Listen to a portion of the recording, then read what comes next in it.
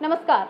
The desert express की खास पेशकश चुनावी रण में आज मैं आपको रूबरू करवाने जा रही हूं एक बेहद खास निर्विवाद छवि की मालकिन, खास शख्सियत से, जो कि अजमेर दक्षिण विधानसभा क्षेत्र के कद्दावर नेता स्वर्गीय श्री ललित भाटी जी की धर्मपत्नी हैं। जी हां, आज मैं आपको मिलवाने जा रही हूं श्रीमती चंद्रा भाटी से, जो कि निर्विवाद छवि की मालकिन होने के साथ ही ललित भाटी जी की शक्ति रही हैं, जिन्होंने पर्दे के पीछे से हमेशा ललित भाटी का साथ निभाया था। तो आइए मिलते हैं चंद्रा भाटी जी से। चंद्रा जी, आपका बहुत बहुत स्वागत है द डेजर्ट एक्सप्रेस की इस खास पेशकश में। आपको और आपकी पूरी टीम को बहुत बहुत नमस्कार है, शुभकामनाएं। चंद्रा जी, जब हम इंटरव्यू शुरू करने जा रहे हैं तो मैं चाहती हूँ कि हमारे दर्शक एक बार आपकी शख्सियत से रूबरू हो जाएं। इसके लिए मैं चाहूँगी कि आप हमारे दर्शकों को अपना जीवन परिचय दें। मेरा जन्म उत्तर प्रदेश के अलीगढ़ जिले में हुआ और वहीं से मैंने शिक्षा भी पाई। मैंने MA PhD स्कॉलर रही हूँ और जो मैंने अलीगढ़ मुस्लिम यूनिवर्सिटी से किया है। और उसके बाद मेरी शादी हुई स्वर्गीय श्री ललित भाटी जी के साथ। और जैसा माहौल मेरे पिता के घर में था कांग्रेस पार्टी से संबंधित, वैसा ही कांग्रेस के कट्टर समर्थक मेरे ससुराल में भी रहे। चंद्रा जी, आप एक उच्च शिक्षित महिला हैं। PhD स्कॉलर होना अपने आप में एक गर्व की बात है। तो मैं ये जानना चाहूँगी कि अब तक आप ललित भाटी जी की शक्ति के तौर पर पर्दे के पीछे से उनका समर्थन करती आई थी, उनको संभालती आई थी, आपने उनका परिवार बेहद अच्छे से संभाला। तो परिवार के बाद एकदम से राजनीति में आने की वजह क्या रही?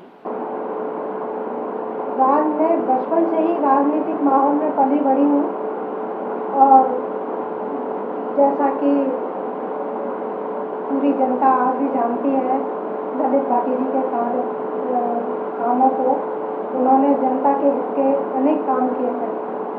तो उनकी पारिवारिक विरासत को मैंने संभाला। उसके बाद अब मैं उनकी राजनीतिक विरासत को भी मैं ही संभाल रही हूँ। यही कारण रहा कि अब मैं उनकी राजनीतिक विरासत को भी संभालूं और मैं राजनीति करूँ। ललित भाटी जी एक खास शख्सियत थे। प्रदेश की राजनीति में उनका एक अपना बड़ा नाम था। तो एक कद्दावर नेता के तौर पर उनकी पहचान थी। तो आपको क्या लगता है कि वर्तमान के विधानसभा चुनाव में जब आप अजमेर दक्षिण विधानसभा क्षेत्र से दावेदारी कर रही हैं, तो ललित जी की कद्दावर छवि का आपको कितना लाभ मिलने वाला है? उनकी ये छवि जनता के प्रति निष्पक्ष समर्पण एवं उनके द्वारा किए गए कार्यों की वजह से बनी है। उनका सटीक संभाषण उनकी खूबी थी।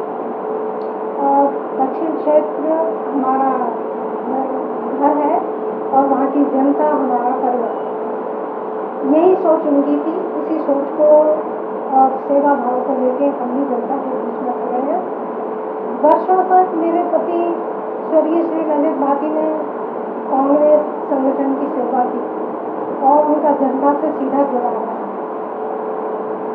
इसी का फायदा हमको आने वाले विधानसभा चुनावों में हमारी कांग्रेस की जीत के मिलेगा।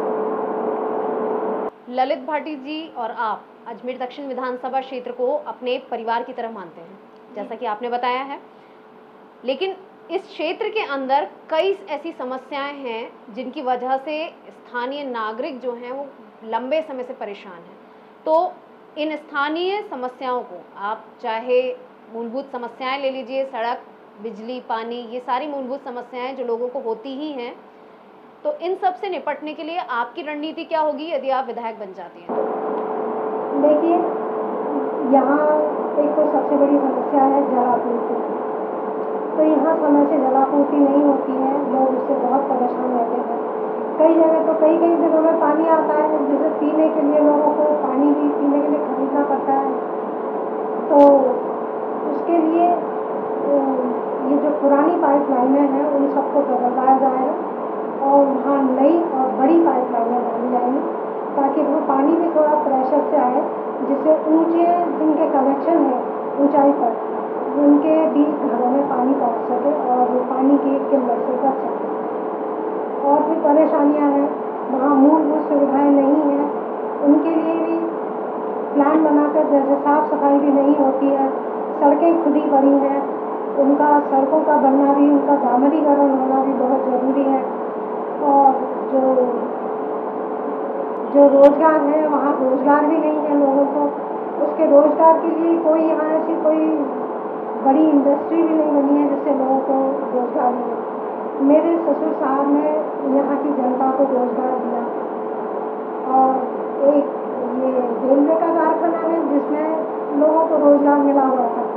मेरे पति ने इसको भी रुकवाया, जो ये जोधपुर जा रहा है। अब यहाँ की जो मूलभूत सुविधाएं हैं वो भी जनता को उपलब्ध नहीं है, तो इनके निराकरण के लिए भी प्लान बनाकर इनका निराकरण किया जाए।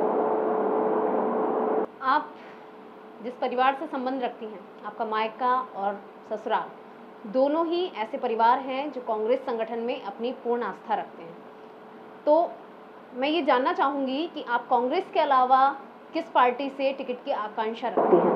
नहीं, मैं जन्म से ही मैं कांग्रेस पार्टी की मैं खुद भी समर्थक रही हूँ। मेरे मायके में भी और मेरे ससुराल में भी कांग्रेस के कट्टर समर्थक रहे हैं। ताउम्र मेरे पति ने भी कांग्रेस संगठन की सेवा की है, इसलिए मैंने किसी और पार्टी के बारे में सोचा ही नहीं, इसलिए मैंने भी कांग्रेस पार्टी से ही दावेदारी पेश की।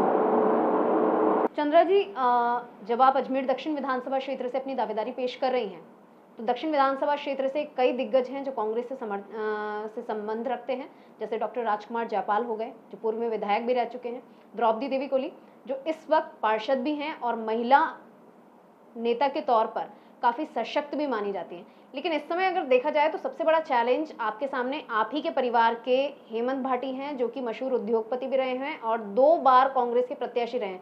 2 बार पहले विधानसभा चुनाव लड़ चुके हैं और हारे हैं। तो आप तीसरी बार जब ये दावेदारी पेश कर रहे हैं, तो आप इनकी दावेदारी के सामने अपनी दावेदारी को कितना मजबूत पाती हैं?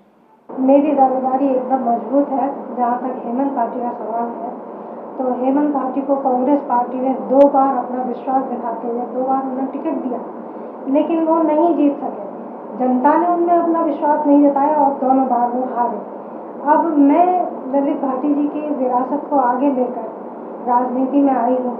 उसी सेवा भाव से, जिस सेवा भाव से उन्होंने जनता की सेवा की, उसी सेवा भाव से मैं भी अब आगे बढ़ना चाहती हूँ।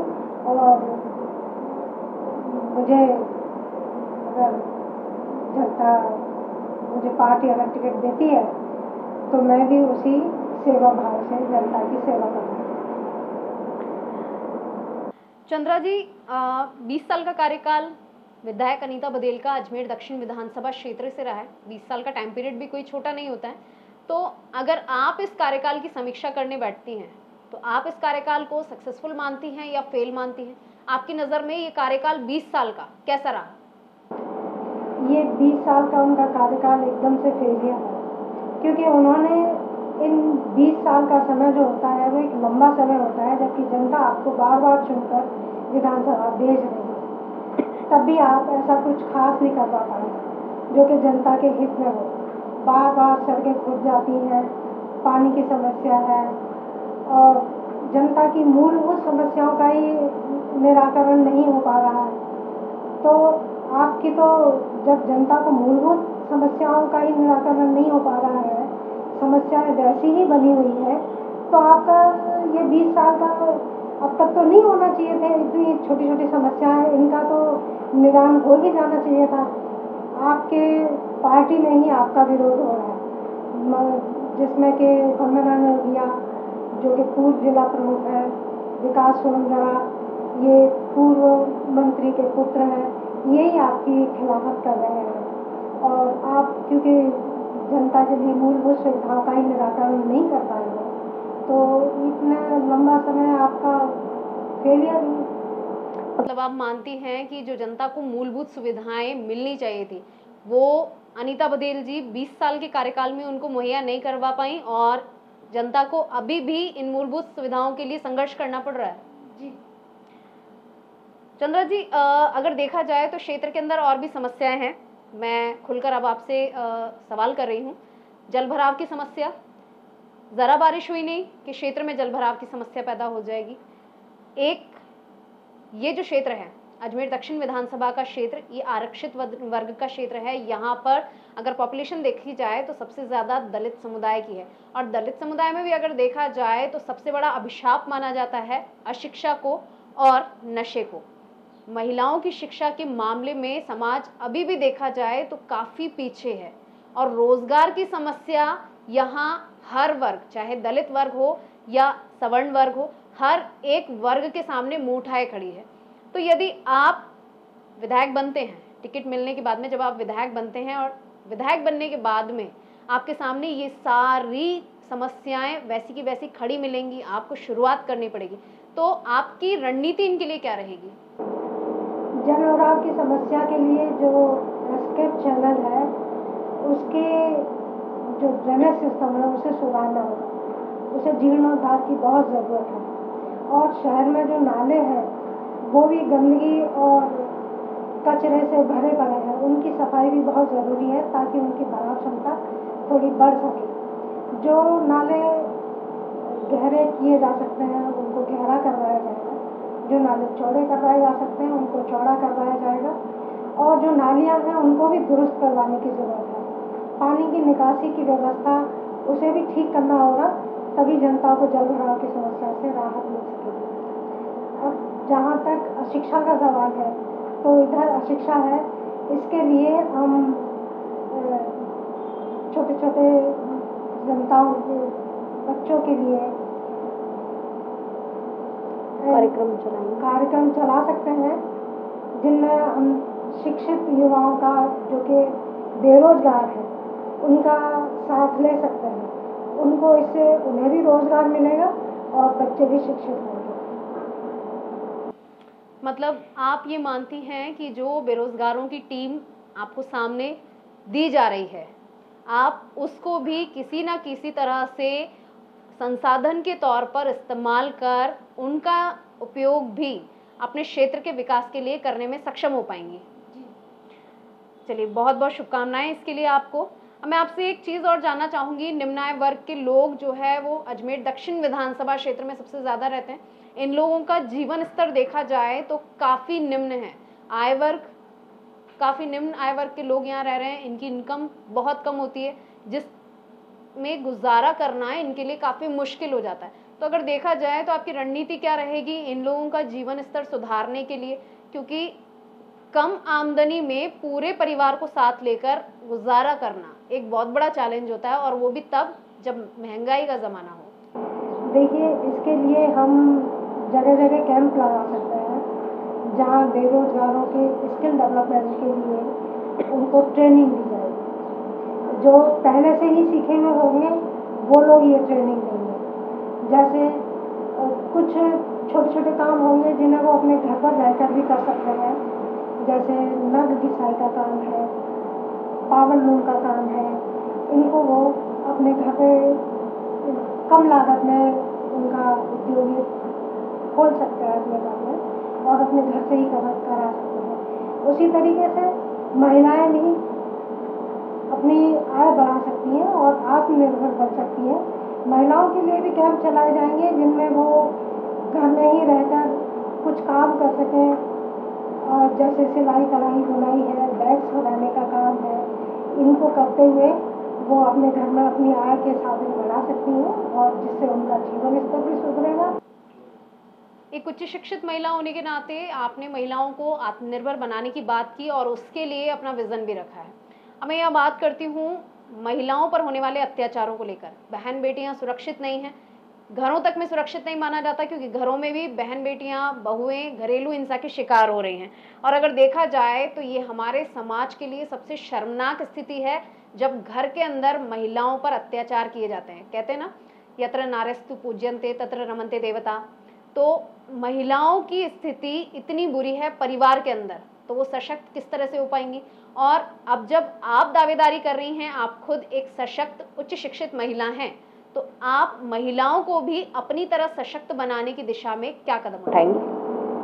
महिलाओं को सशक्त बनाने के लिए मैं उनको अपना एक हेल्पलाइन नंबर दूंगी, जिसपे वो जो भी पीड़ित महिला है वो मुझे फ़ोन करेंगी, तब मैं अपनी टीम लेकर उनके पास जाऊंगी और उनकी समस्या का समाधान करूंगी। यहाँ उनके परिवार में समझाइश का दौर भी रखूँगी ताकि उन्हें समझाया जा सके कि भाई अपने परिवार में इस तरीके की ना कहें, क्योंकि हमारे हिंदुस्तान की प्राचीन परंपरा रही है यत्र राजस्तु पूजन्ते तत्र रमन्ते देवता। तो वो नारी का सम्मान करें और उसके लिए सबसे पहले तो हमें अपने घर से ही इसकी शुरुआत करनी होगी कि हमें अपने बच्चों को संस्कारवान बनाना होगा ताकि वो महिलाओं की सम्मान करना सीखें। तो ये बात आपने बहुत अच्छी कही कि शुरुआत घर से होनी चाहिए, संस्कारों को घर से दिया जाना चाहिए ताकि समाज को विकसित और स्वस्थ बनाया जा सके, जैसा आप कहना चाह रही थी। ठीक है, तो अब मैं आपसे एक और सवाल करना चाहूँगी।